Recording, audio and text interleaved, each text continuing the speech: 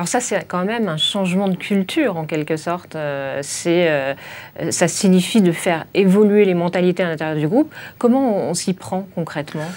Ouais, c'est d'abord un problème de communication et d'engagement au plus haut niveau. Hein, c'est-à-dire il faut effectivement que alors le président, en l'occurrence moi, s'engage, mette en place des programmes de formation, des process aussi, pour s'assurer qu'on promeut autant de femmes que d'hommes en proportion tous les ans, qu'on ait un programme de vigilance sur les recrutements. Moi, je dois recruter aujourd'hui à peu près 40% de jeunes filles jeunes diplômées, hein, par rapport aux hommes, hein, sur l'ensemble. Je recrute à peu près 1500 personnes par an. Hein. Donc 40% de jeunes filles aujourd'hui, c'est bien.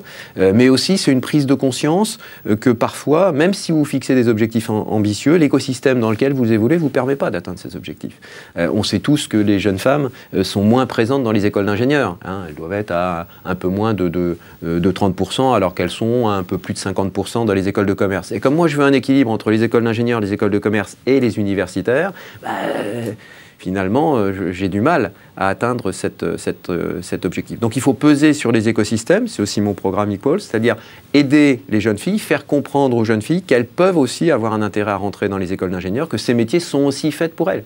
Et là, c'est un peu, c'est l'ensemble de la société, hein. C'est pas moi Accenture, mais ça commence dans les familles, c'est aussi dans les médias, c'est finalement l'environnement qui fait que les jeunes filles vont pas dans les écoles d'ingénieurs, alors qu'elles sont les plus nombreuses en bac S aujourd'hui, avec même des mentions supérieures à celles des hommes. Donc c'est un véritable souci.